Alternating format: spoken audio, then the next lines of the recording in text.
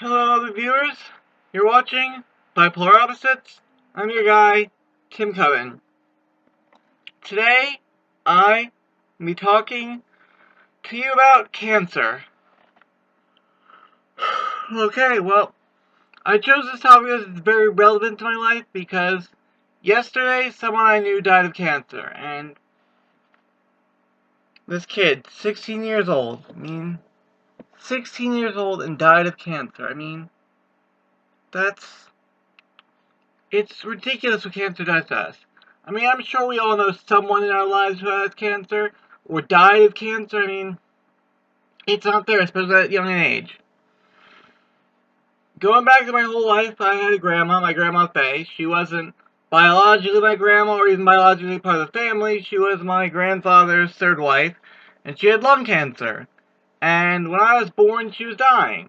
Really, really dying. And she held out for 3 more years just so she had time with her grandson. So when I was 3 years old, I didn't even remember her. You can show me a picture of her and I can't associate it because I was too young. When I was 7 years old, my friend Sarah, who I was very close with, in fact, if she were still alive, we'd probably be married with 5 kids and be millionaires, and all would be cool, but fortunately she was born with a brain tumor which killed her when she was 8 years old.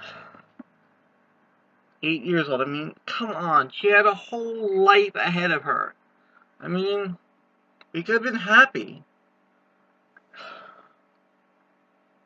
Then my grandpa, he also died of liver cancer, I think it was. I'm pretty sure it was liver cancer, I wasn't sure, but I was 10 years old when he died, and that was rough. I was really close to my grandfather. He liked technology, we always compare technology.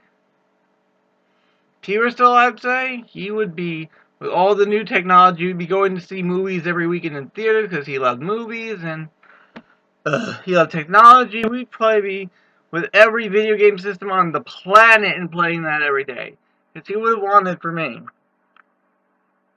When I was 16, my grandmother died of bone cancer, and I was very close with my grandma.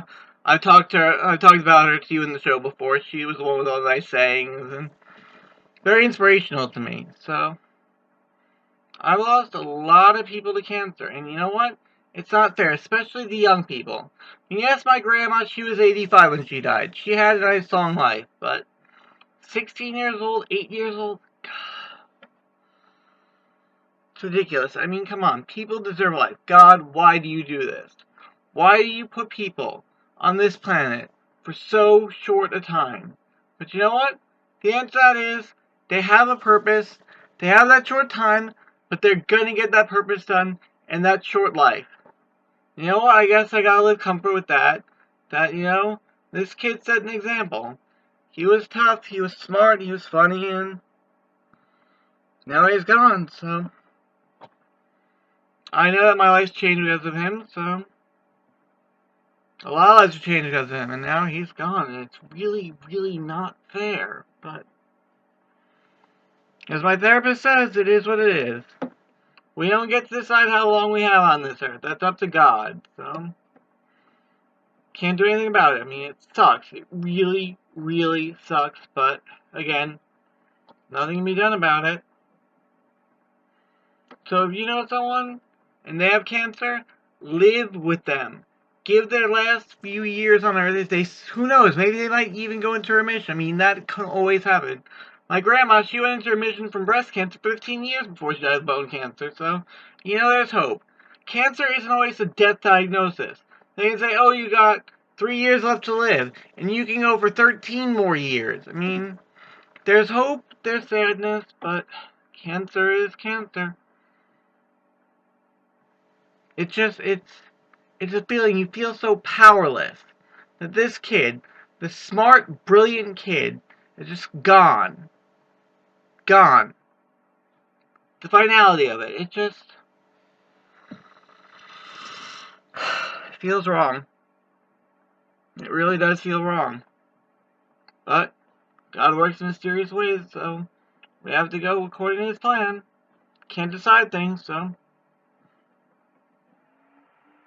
Well, I guess that's about all I have to say now, so. I'll just say Tim Cullen, out.